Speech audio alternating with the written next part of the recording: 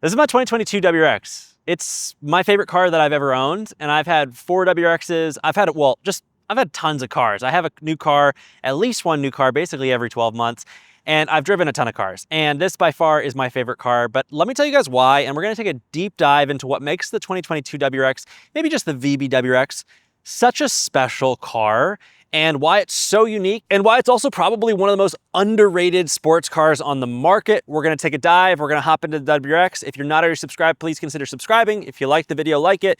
If you disagree with me, drop it in the comment section below. Let's hop in and we'll talk to you in a second. This is why.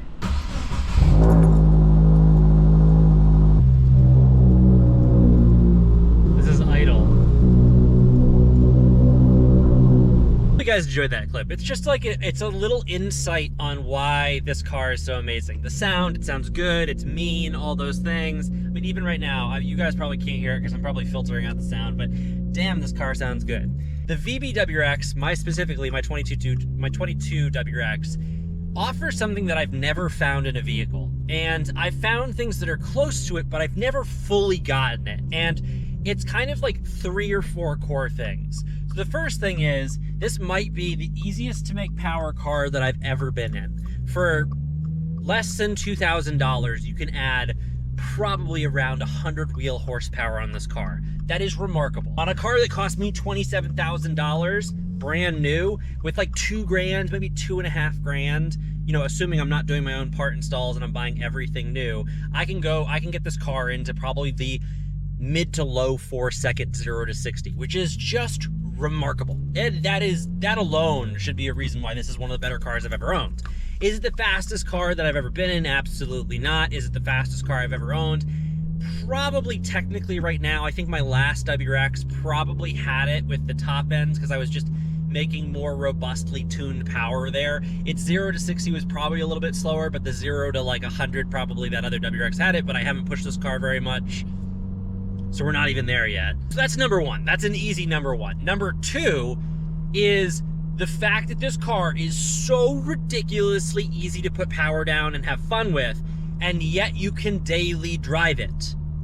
I drive this thing in downtown Boston. I take it on road trips, you name it, I do it, and I can have fun doing it. But I can also have a perfectly average, normal car. I'll go one step further. I can even drive it pretty well so it doesn't make a lot of noise, and then when I want to get on it, it just screams, which I personally love.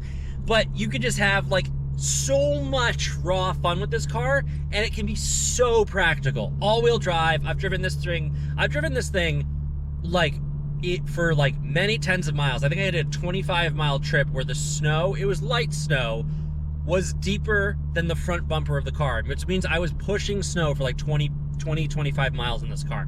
Did fine, no damage. All-wheel drive is crushing. 4 doors, I could put the seats down. This is like the absolute daily driver killer car. You can't ask for much more. And now every other WRX has that, but this one, you just get so much power and refinement. The VA WRX could have had that title until the VB. The only thing the VA has, which is maybe 4% of the time that you're driving it, is its steering feedback is phenomenal, which you don't have here. But the 96% of the time you don't want, like basically the lack of power steering, because it can be that strong of feedback when you get really good wheels and a good suspension setup.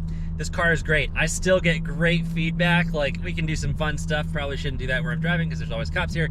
But, you know, I'm going 41 miles an hour and I can throw it around like I was just throwing it around, and it's pretty damn planted.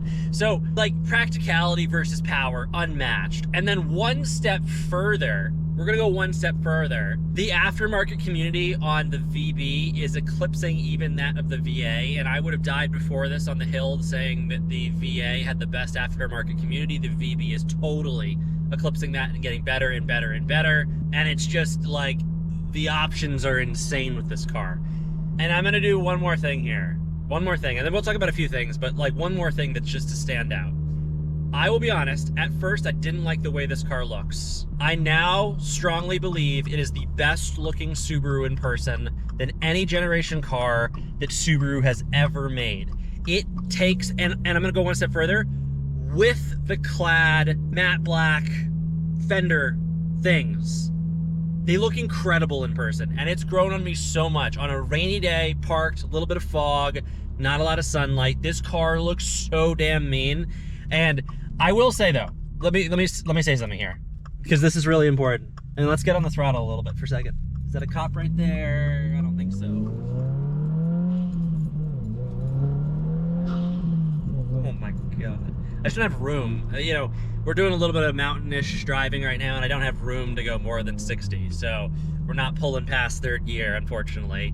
But third gear pulls are fun. Don't worry, I'm working on getting another camera to record my speedometer when we do that, because I know a lot of you guys are like, wow, that was like a second and a quarter of a clip of you accelerating. But the problem is I go from like 15 to 60 that quickly, because this thing, like, second gear in this car, I don't know like why, second gear rips in this car. Like you want to get into second as soon as possible, and you want to ride second as well as possible while you're building like the perfect boost structure and timing. So, but what was I saying? I don't even remember what I was saying. I've like lost my train of thought because we were having a little bit of fun. So the thing is, I will acknowledge that in photos, this car can not look as good as the VA WRX, because in certain photos, in certain lighting, in certain like structure, it looks similar to many of the other Subaru cars. And I think that's probably, I think a lot of people don't like that, and I acknowledge that that can be the case. But in person, I'm telling you, this car is mean. A little bit of lower, front lip, nice wheels. I'm telling you, nothing is going to beat this car. And sorry, I'm really fired up because I love this car. And I'm also at a point where, like, I'm gonna build a VB WRX. I think the VA build is gonna be like, it's not gonna be as crazy as I think, because I think I'm gonna build a pretty good track VA, and then I'm gonna build, like, you know, maybe we'll try to push the horsepower you know, records with the VB. Why not, right? I mean, life's too short not to. But I gotta find one first that maybe I can rebuild the engine from scratch. But the short answer is, this has been the best car that I've ever owned. I know a lot of people on this channel look to this channel for pretty objective information, and as unbiased as it kind of gets, even though there is some biases with some of the stuff, but I'd like to think that I tell you guys when I'm being biased. This is unbiased. This is a reflection of everything I've been in. And yes, there have been $70,000 cars that I've driven that are nicer and faster and better in all ways, but they are $70,000. And I'm just comparing the fact that, you know, for all cars under 40 or 50 grand, this is pretty damn good. The only thing that I think that, like, and actually, hold on, full pause. This is the best manual you can buy, in my opinion, right now. Like, if you want an all-around sports car, this is the best manual that you can buy for under like 55 grand right now. And because, like, I think that, like, if you're willing to give up the manual at $50,000, you can get an RS3. Like $55,000, you can get a used RS3 that's in pretty decent shape. That's objectively a better car, but still, that's a lot more money than I paid $27,000 for this car. So, yeah, food for thought there. Oh, what is that? Just saw a Hyundai that looked actually really good, which makes me feel a little uncomfortable, because Genesis coupes look good, but that was like an Elantra. I understand they look all right, but that one looked good. A lot of work done to it. But thank you guys for watching. I will see you guys in the next video.